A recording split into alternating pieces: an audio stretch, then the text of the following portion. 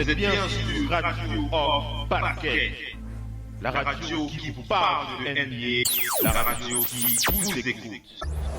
Basketball, c'est mieux à la radio. Downtown.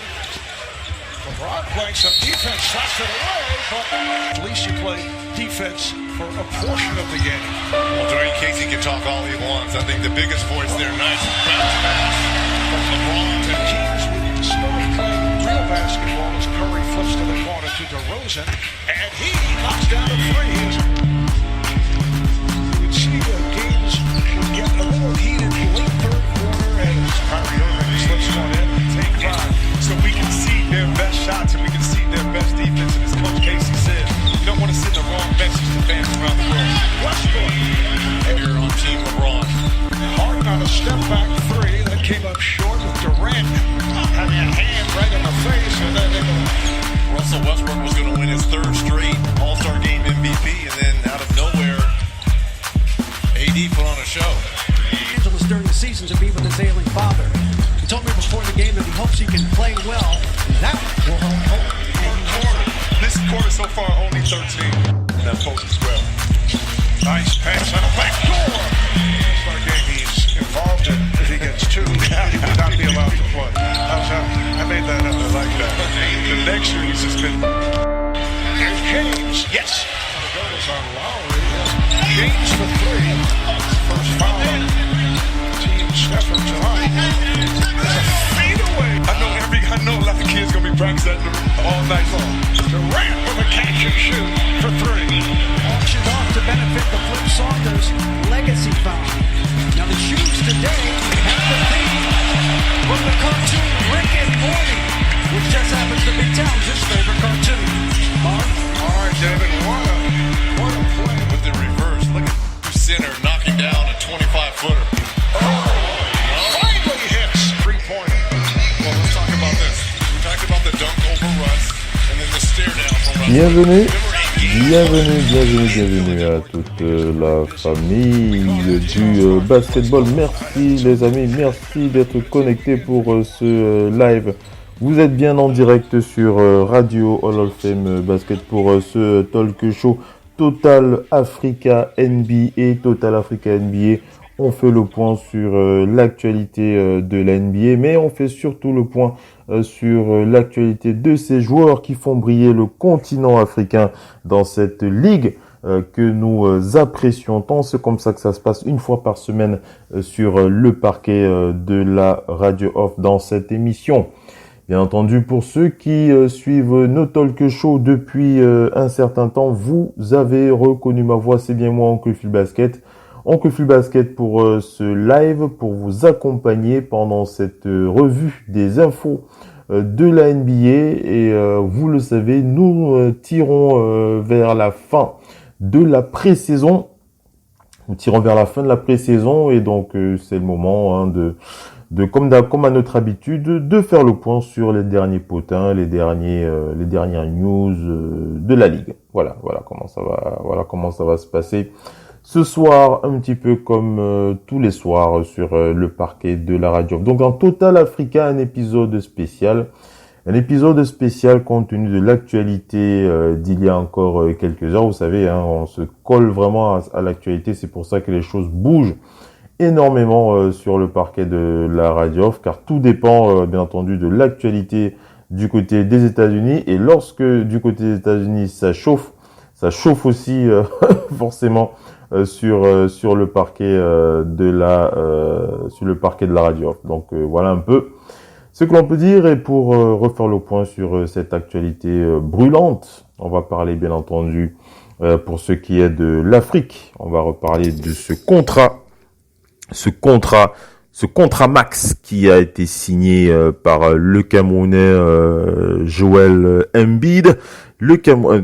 Je pense à Joel Embiid très très fort, hein, excusez-moi, hein, c'est pas Joel Embiid et c'est Pascal Siakam, son compatriote du côté des Raptors de Toronto. Ce n'est pas Joel Embiid, c'est bien Pascal Siakam, hein, Joel Embiid qui avait déjà signé son contrat, c'était en 2017, hein, 2017, il avait réussi à braquer la banque, on va dire ça comme ça.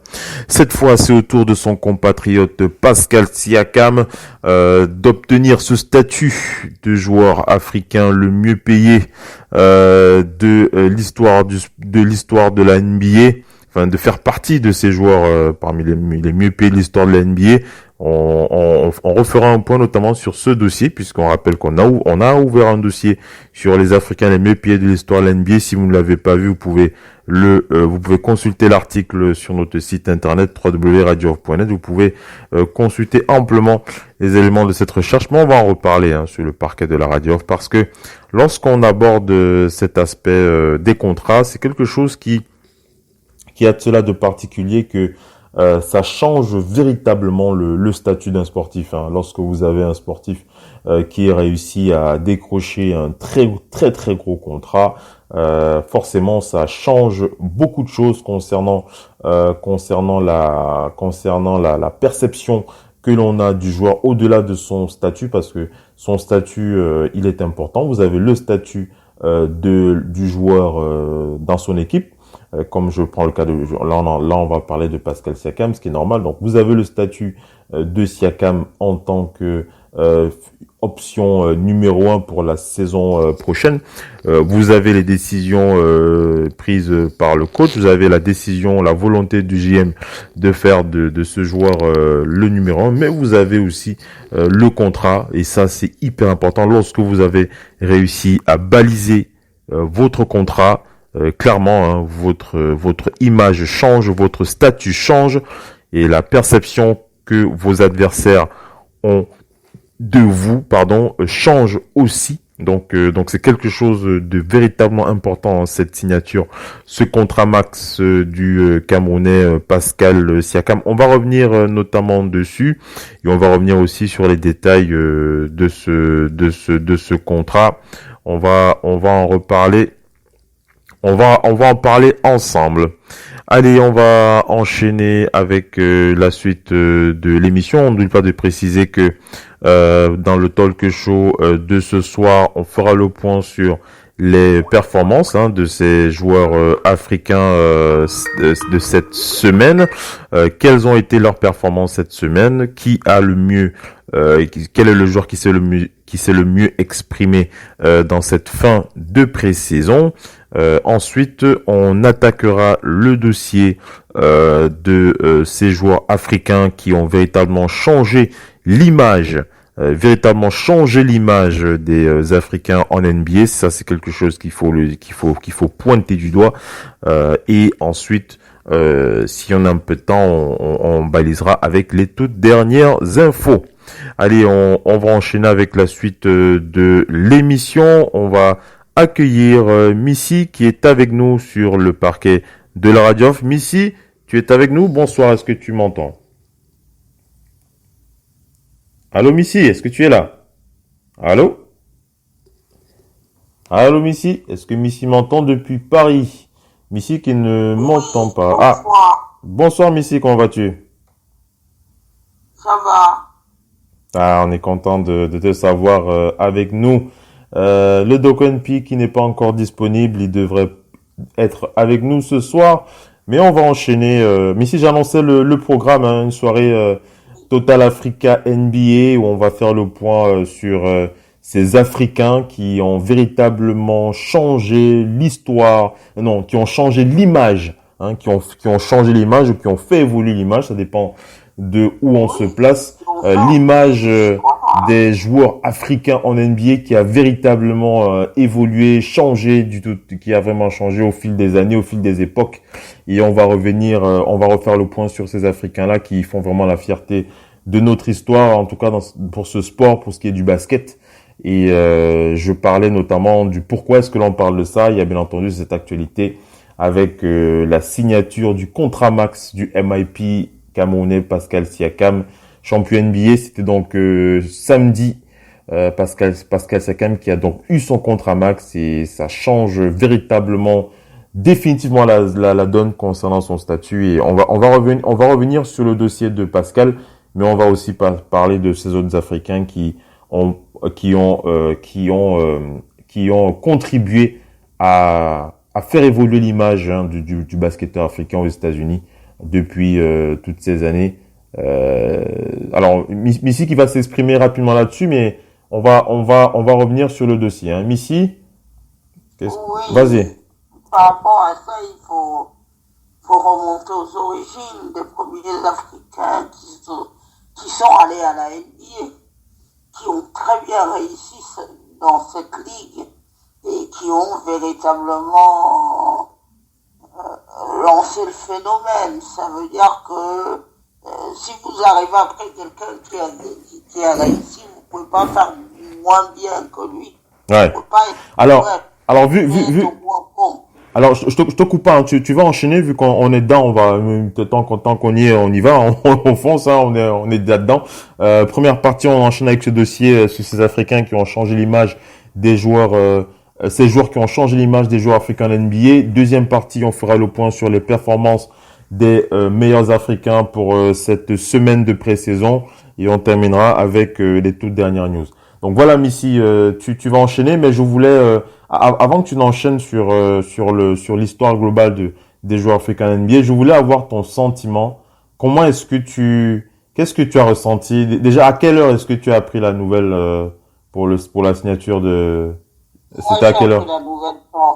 J'ai appris la nouvelle par vous, je crois que c'était sur Twitter. Ouais. Allez, on l'a fait. Mm-hmm. Il était quelle heure à peu près? Je ne me souviens même plus C'était de pas... l'heure, mais tout de suite après que la signature a eu lieu. Ouais. C'est rapidement, quand même. Ouais. Et ça t'a fait quoi à chaud comme ça, le premier truc? Beaucoup de joie. Ouais. Beaucoup de joie. Ouais. Je le dis vraiment sans aucune jalousie ou autre. Des gens qui posent la question pourquoi on lui a donné venir de loin.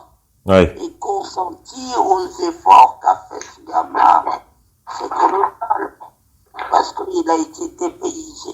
Ouais. Quand vous partez à l'étranger, pour vous mettre au diapason, parlez pas bien la langue.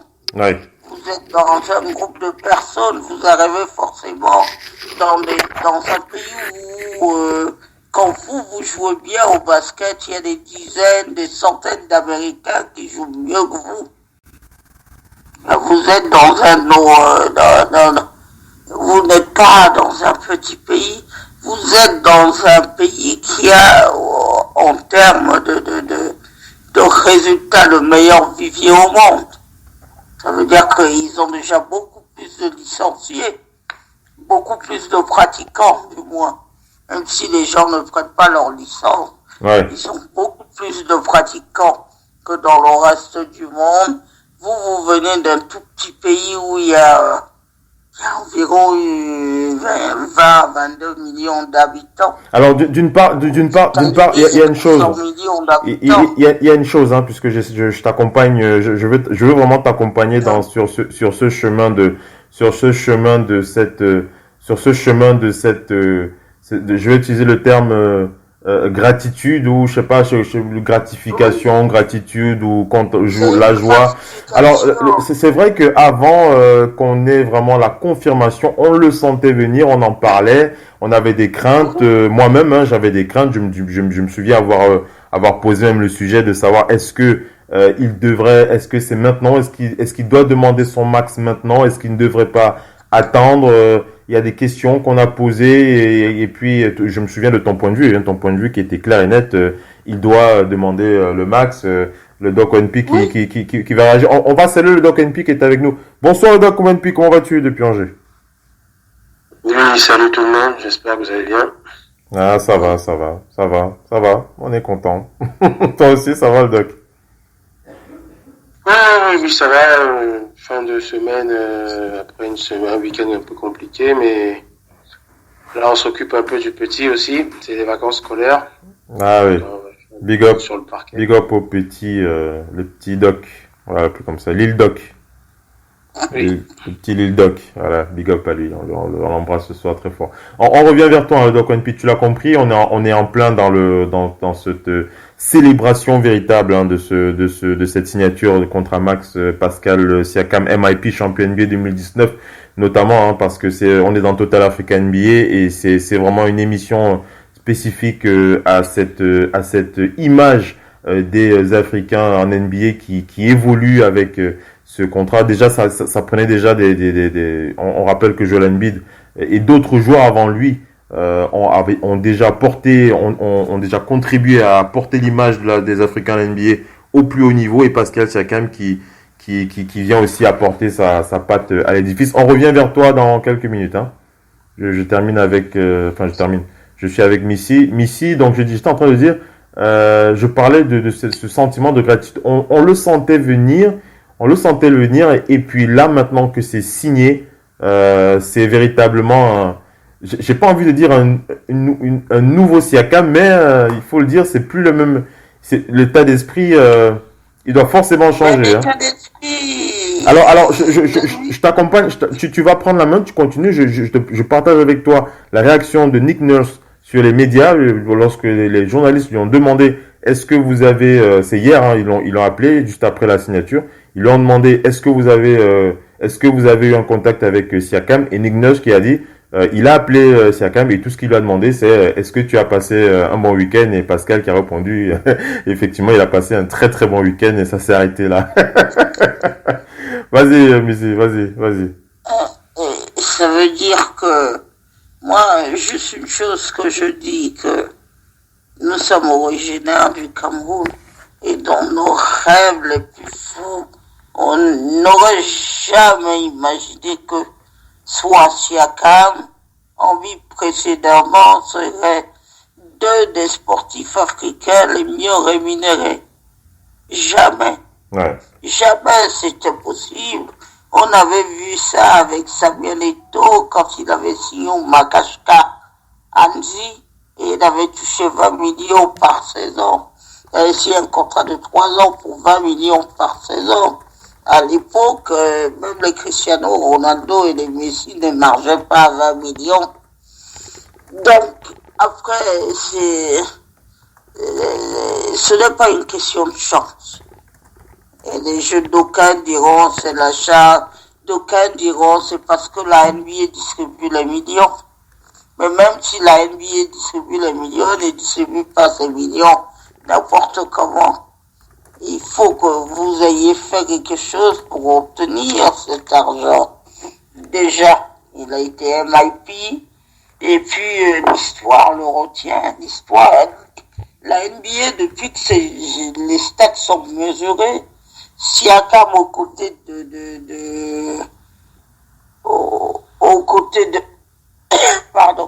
Siakam aux côtés de Kawhi Leonard ont été quand même enregistrés au moment des playoffs comme l'un des duos les plus prolifiques.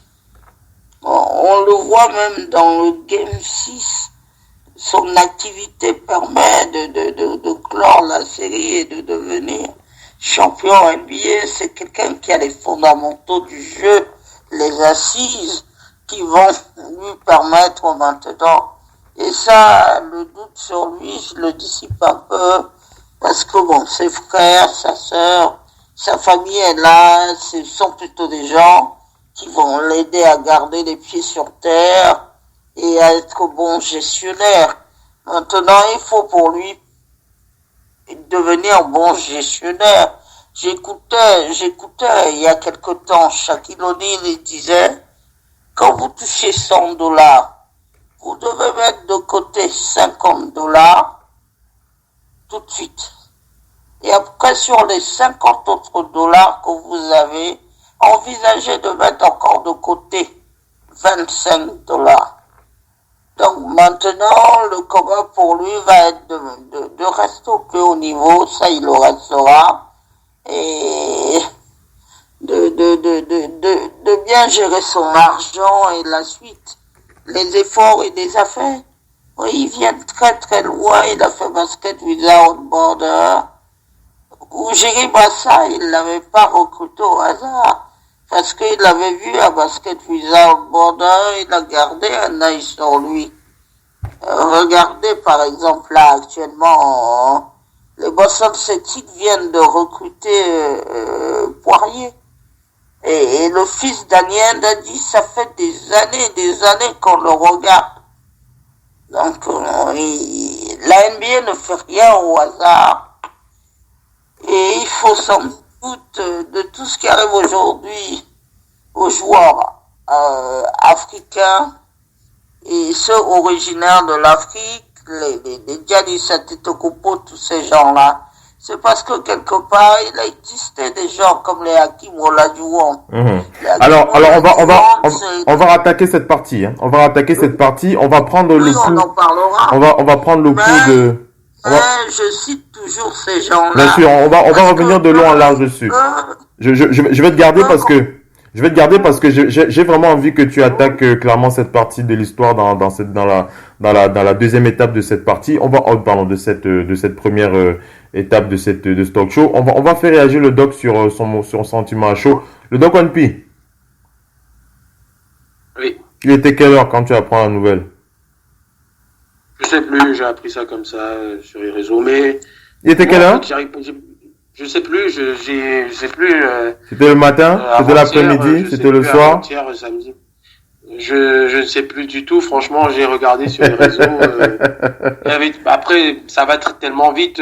Tu lis un truc ça va très sur vite. Twitter. Après, ça va très très vite. non, mais je pense en plus que j'apprends ça dans le groupe WhatsApp Radio Off. Oui. Ou sur le Facebook Radio Off, je pense j'apprends ça là. Oui. Sur le Facebook Radio Off, une première publication, ou bien sur le WhatsApp, et tout, et après je vais ça vérifier, s'enchaîne. Mais après, moi, j'ai fait partie de ceux qui n'étaient pas si surpris que ça. Hein. Comme je disais, pour moi, j'ai une aversion avec les salaires de maintenant, mais je trouve la réalité, c'est quand même différent de l'appréhension, quoi. C'est quand le truc il est là, c'est quand même un truc. Oui, effectivement. Mais après, moi, je me suis posé une question que j'avais posée ici. Si c'est pas lui, ils vont faire comment? Ouais. Après, je discutais dans d'autres médias comme ça, sur Internet, et je voyais certains qui avaient la même opinion, qui disaient, mais est-ce qu'ils ont le choix? Et ce que je disais sur cette radio, ils l'ont annoncé comme ils veulent en faire leur franchise. Ils ont donné les armes à son agent et à lui d'aller directement poser all-in et dire, ok, on a lu dans vos cartes, donc voilà, on vous pose all-in. Oui. Donc Vous chercherez qui va vouloir venir à Toronto ici, faire 4-5 ans parmi les gros joueurs. Là, il faut le trouver. Hein. Ouais. Il faut le trouver. Le plus gros est venu faire que 1 an et il avait annoncé qu'il va se barrer et il s'est barré, sans état d'âme. Ouais. C'est pas l'endroit où il voulait être. Donc, là, ils étaient coincés. Et surtout que tu donnes en plus 31 millions de plus pour remercier l'ancien qui était là, mais qui a moins contribué au titre que Pascal. Peut-être c'était vraiment remercier l'ancienneté de Kyle Lowry. Mais quand vous donnez ça, vous dites quoi comme image à Pascal et à son agent? Qu'on a donné 31 à l'autre, mais toi, machin. C'est all-in. Ils se sont, pour moi, ils leur ont donné les armes. Parce que moi, mon opinion est, dans les faits, si on prend comparaison avec ce qui se fait de mieux en NBA, pour moi, c'est trop. Je le dis clairement.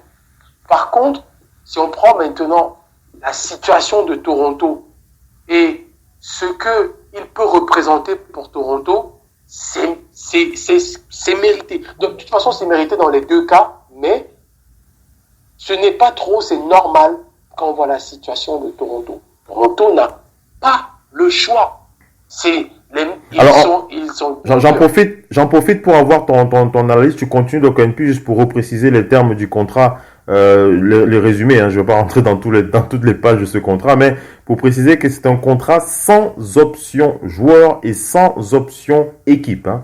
Il faut rappeler que c'est un détail très important qu'il faut rappeler. Ça permet, ça empêche le joueur d'activer une option qui lui permettrait de partir et bien entendu qui renforcerait qui renforcerait Voilà. autre chose. Et les Raptors qui sont obligés de le garder au moins jusqu'à la fin de son contrat. Hein. Donc 4 ans. Et Jusqu'en 2024. Là. Voilà. Et donc, c'est ce que je disais.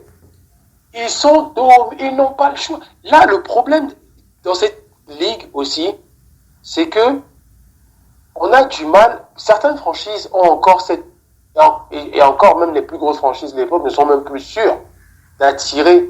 Vous avez vu New York. Ouais. Comment New York s'est dit pendant tant d'années, on va attirer. Ils n'ont attiré personne. Ils n'ont attiré personne du tout. Pourtant, tout le monde voulait jouer à New York à un moment donné. Et pire, c'est même Brooklyn qui a attiré le plus gros lot. C'est même la petite équipe de la ville. Maintenant, on se retrouve dans un cas où le Canada a connu des grands joueurs. Mais vous pouvez regarder depuis le départ de Vince Carter, qui même, attention, le Canada chope Vince Carter parce que les Warriors qui l'ont drafté, à un moment, veulent entendre Antoine Jamison. Vince Carter est drafté par les Warriors et c'est à un moment ils disent bon, on veut Antoine Jamison et on vous les donne et ils font un deal bizarre avec Toronto et il devient une star qu'on n'a pas prévu, mais quand il part, le Canada a connu DeRozan et Kyle Lowry, Bosch, mais ça n'a jamais été une arrivée de méga stars. Ça a toujours été des mecs draftés qui ont prouvé là-bas. Ouais. Il n'y a jamais eu le sens inverse d'un grand joueur. Quand Kawhi Leonard arrive, il est blessé et on ne sait pas trop. Il se dit, bon, je vais aller là-bas pour passer mon année limite sabbatique. Mais à la base, il se dit, je vais essayer de retrouver du temps de jeu et de la forme. Après, le truc prend et ils sont champions. Mais lui, c'était pas pour rester pour moisir là-bas. Ouais. Mais, donc, ils ont maintenant la pépite. Et là, tu te dis, si on le signe pas et qu'on le perd, lui, qu'est-ce qu'on fait l'année prochaine? Excusez-moi. Vas-y. Si on le signe pas et on le perd, lui, qu'est-ce qu'on fait l'année prochaine? Voilà la question. L'année prochaine, l'été prochain, si une franchise comme Orlando, où il fait bon vivre, Miami, qui va chercher sûrement un lieutenant à Jimmy Butler qui est là pour le long terme, je prends des endroits où il fait bon vivre, hein, et où tout le monde aimerait aller.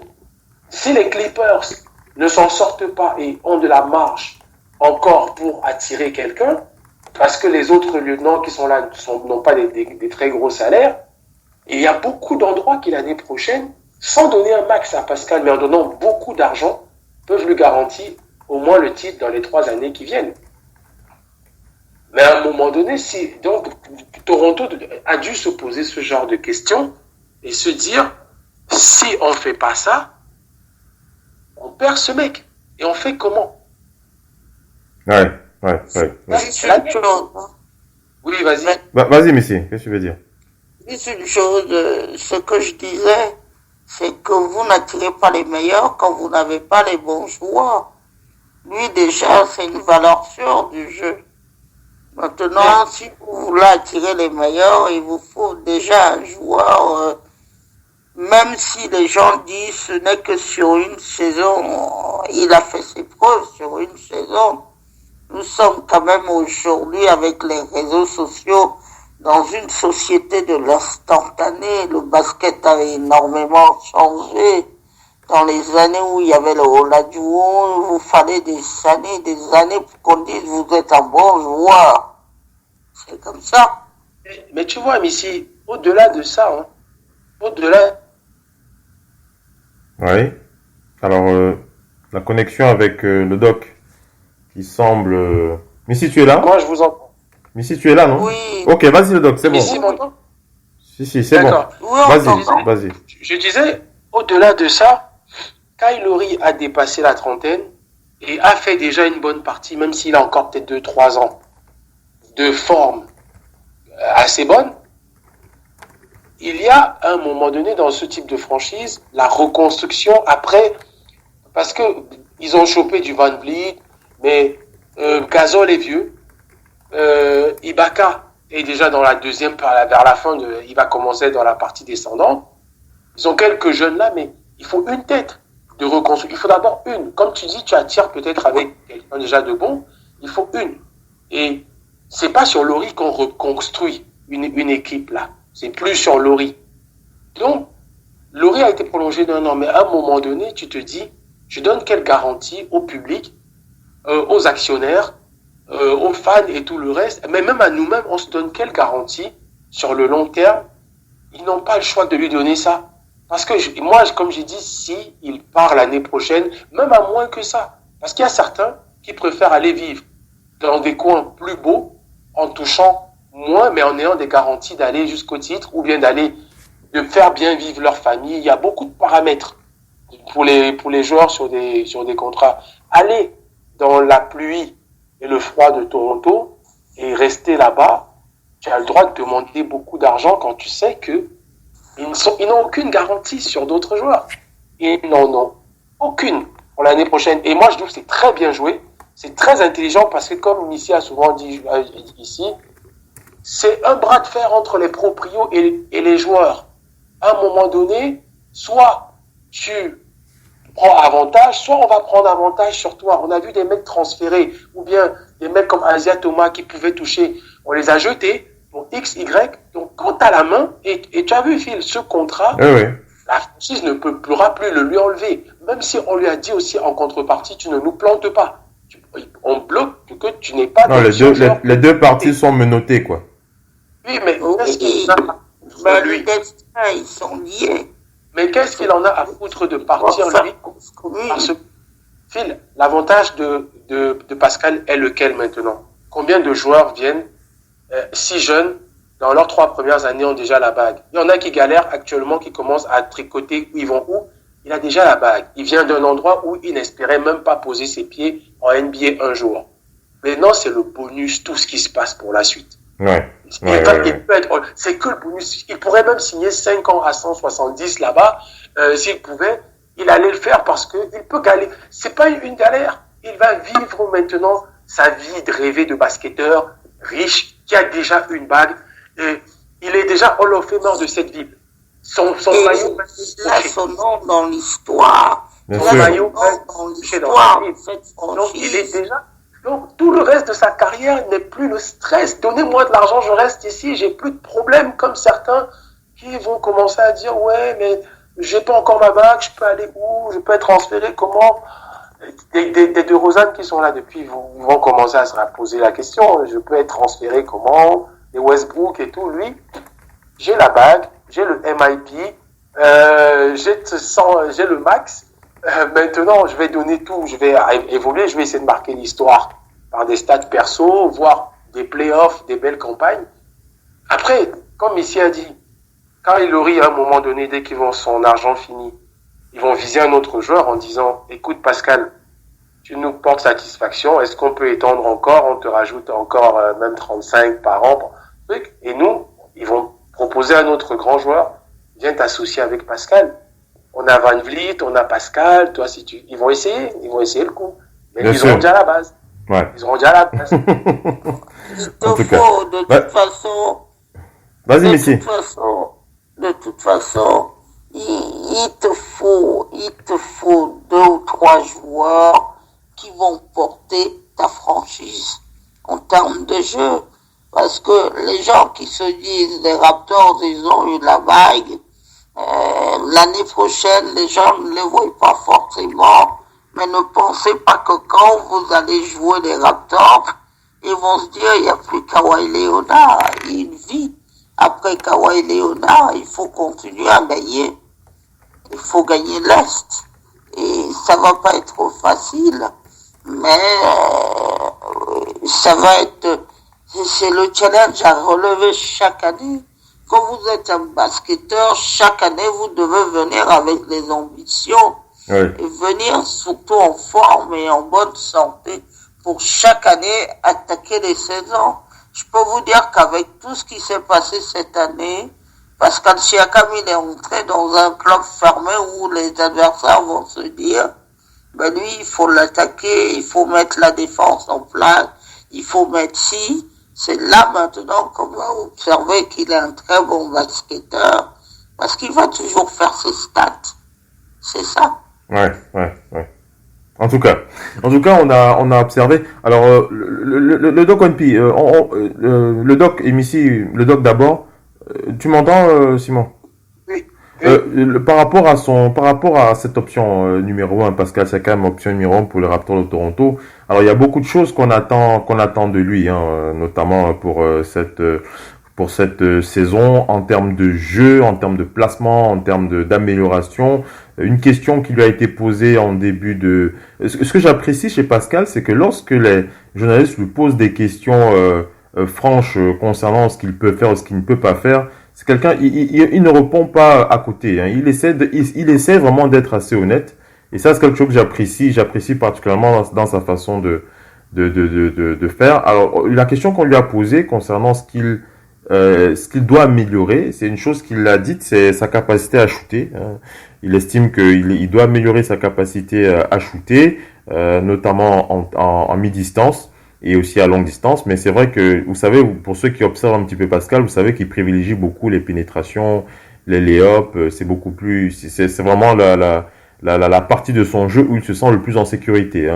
Lorsque vous regardez le jeu de Pascal Siakam, il est plus en sécurité dans ce type d'action. Maintenant, c'est vrai qu'il a à cœur d'améliorer son shoot, son dribble aussi. Il estime que son dribble c'est quelque chose qu'il doit améliorer. Donc autant de choses sur lesquelles on a envie de voir de l'évolution. Alors pour ce que j'ai vu, j'ai pas vraiment le sentiment qu'on va voir ça tout de suite. Ce sera pas pour tout de suite. Si vous vous attendez à voir un Pascal Siakam qui a changé son jeu du tout au tout, c'est pas comme ça que ça va se passer. C'est certainement pas comme ça que ça va se passer. Ça va prendre du temps. Vas-y, le Doc ONP, tu vois où je vais aller. Le Doc ONP qui voit où je vais aller. Vas-y, le Doc, et après Missy qui va réagir. Mais il a un truc pour lui qui parle pour lui. C'est-à-dire que quand les analystes et les spécialistes qui décortiquent le jeu voient ses stats, quand il n'y avait pas Kawhi Leonard, quand il avait les clés du camion, avec son jeu de l'année dernière, il apportait déjà énormément. Moi, je ne suis pas pour un changement radical d'un coup à l'autre, parce que son jeu de l'année dernière, ce qui lui manquait, on l'a vu, c'est souvent une certaine timidité où, par rapport à la présence de la star, il y a des moments où on dirait qu'il avait peur de mal faire. Mais tout ce qu'il faisait, quand il n'avait pas peur, était bien. Le seul truc qu'on lui reprochait, c'est de ne pas oser et d'avoir peur peut-être d'avoir des reproches. Parce que c'était le jeune de l'équipe, deuxième année, machin, troisième année, si tu vois. Maintenant, avec cette extension, et même déjà en début de saison, l'été, quand l'équipe dit on veut confier les clés du camion à Pascal, ça change tout son arrivée au training camp. Il n'arrive plus en tant que le sophomore. C'est le boss. C'est le boss. C'est le boss. Le boss, c'est pour ça que je dis. Et il a eu et on a vu pendant la saison des moments où Kawhi Leonard n'était pas là. Il avait cette étiquette sur le terrain, peut-être pas encore dans le vestiaire, mais sur le terrain. Et c'était des 30 points. Il a même fait une touche à plus de 40 points, si on se rappelle. C'était des 25, 26. C'était constamment des gros stats au-dessus de 20, 25 points. Donc, pour moi, il faut juste qu'il refasse ça tout le temps. Maintenant, tu veux dire qu'il doit être plus constant dans ce qu'il sait faire déjà. Oui, voilà. Il faut être vraiment plus constant dans ce qu'il sait faire parce qu'en plus, si vous vous rappelez, ces matchs-là, c'était pas des défaites, C'était des victoires de son équipe en absence de Kawhi Leonard. C'était pas seulement. Donc tu lui dis pas, tu dis pas à Pascal, change ton jeu, fais comme Kobe Bryant, fais des tirs et tout ça. Non, tu lui dis reste sur tes acquis. Au fur et à mesure, voilà, sur ses acquis. Au fur et à mesure, il verra avec les spécialistes. Ils ont des coachs qui décortiquent le jeu. Quoi améliorer? Peut-être qu'à un moment, il va se dire, on m'attend trop dedans. Il faut que je renforce mon tir extérieur à 3 points pour les surprendre parce que il a peut-être vu avec sa taille des Kevin Durant, des Dirk Nowitzki et tout qui ont fait sortir les défenseurs et lui, il a cette capacité à pénétrer. Peut-être au fur et à mesure, il va rajouter ça. Et quand tu as un tir à mi-distance, à 6 mètres, 5 mètres, tu fais encore plus peur. Mais avec ses armes de l'année dernière déjà, pour moi, ce mec a 25 points de moyenne dans cette ligue. Il a 25 points de moyenne. Après, c'est physiquement ou c'est autre chose. Le travail physique va être autre parce qu'il va être attendu, il va recevoir des coups, il va passer plus de temps sur le terrain. La pression fait que ton physique peut aussi te lâcher parce que la pression médiatique, ce contrat qui n'a même pas encore, mais on va lui rappeler ça tout le temps maintenant, dans les mauvaises performances comme dans les bonnes. Donc, c'est juste ça mentalement et physiquement, mais dans le jeu, franchement, chaque fois que Pascal a voulu jouer l'année dernière, très peu de gens ont pu l'arrêter. Très peu de gens. Ouais. Ça, c'est vrai qu'en pénétration, il est vraiment fort, hein. Il est très très fort en pénétration, on l'a vu, je l'ai vu de mes yeux à sa vue de toute façon. Très très fort, Pascal Siakam. Missy, tu voulais réagir? On va continuer, hein, avec l'histoire de ces joueurs africains, mais pour terminer avec Pascal, après on va enchaîner avec la deuxième partie. Non, ce qu'il faut dire, c'est que Pascal Siakam, à l'âge où il a commencé le basket, 14 ans, à peu près au même âge que Joël Embiid et tout ça, c'est des gens qui vont toujours étudier le jeu. Un peu comme quelqu'un que j'aimais beaucoup, qui étudiait énormément le jeu, c'est Hakeem Olajuwon. Tant qu'il étudiera le jeu, il va progresser. Le jeu ne s'est pas fait en un jour. Les fondamentaux du jeu ont été amenés par qui? On a des joueurs, on a Dr. J, Moïse Malone, tous ces gens-là, c'est des gens qui possédaient les fondamentaux du jeu. Ça, c'est ce que vous avez besoin de posséder, les fondamentaux du jeu. Et après, surtout, ce qu'il va falloir pour lui, c'est pas tant savoir faire ci ou faire ça, c'est d'adapter son jeu. C'est prendre les bonnes décisions. Les meilleurs joueurs sont simplement ceux qui prennent des très bonnes décisions sur un terrain. C'est pour ça qu'on voit les Steph Curry, les Kevin Durant, on les adore. Parce que eux, sur un terrain, ils en prendront. Ils prennent très peu de mauvaises décisions. Ils se placent. Quand Kevin Durant est dans la zone, il va étudier quelle est la meilleure chose à faire. Si c'est un dunk, il viendra mettre un dunk. Si c'est une pénétration, il sait faire, hein, le tir à 4-5 mètres, c'est ça. Si c'est un 3 points, il le fera. Mais tout ça exige que vous soyez dans les bonnes décisions. C'est ce qu'on avait dit pour Joël Embiid. C'est ce qu'on redit pour Pascal Siakam. La capacité à jouer, ils l'ont. Ils en ont vu d'autres qui jouent très très bien au basket. Mais ce qui différencie les meilleurs du joueur lambda, c'est les bonnes décisions. Quand on parle des joueurs comme Andrew Wiggins et des Jabari Parker qu'on voyait très bons chez les jeunes, ces deux gamins, ils ont fait la une de Sport Illustrated. Quand on regarde aujourd'hui, quelques années après, on les trouve pas parmi les meilleurs parce que ils ont eu du mal à prendre les bonnes décisions et à faire évoluer leur jeu. Oui. Votre jeu doit en permanence être en évolution, en mouvement. Si vous n'avez pas un jeu en mouvement, vous n'existez pas. Chaque année, il faut vous remettre. On va enchaîner avec la deuxième partie. On va enchaîner avec. On reste dans le dossier de Pascal Siakam et ces Africains qui ont fait évoluer ces joueurs qui ont fait évoluer l'image des joueurs africains en NBA. On attaque avec la deuxième partie. On passe une petite pub et puis on va attaquer avec la deuxième partie et puis voilà. Restez bien connectés. Si vous êtes sur Spreaker, relancez la machine dans moins d'une minute. Le temps pour nous lancer la pub, et si vous êtes sur le site internet, vous touchez à rien. Si vous êtes sur l'application Radio of Basket, vous touchez à rien, tout simplement. Voilà. Allez, à tout à l'heure. Tout à l'heure, les amis. Tout de suite. Does it again? All right, thank you, Dave. Jimmy Butler gets his play in the game. Here's LeBron taking all the way and went to the left. Team LeBron shot 51% from the field. Team Steph at 41% from the field. La radio qui vous parle de NBA, c'est Radio of Basket. Le basketball, c'est mieux à la radio.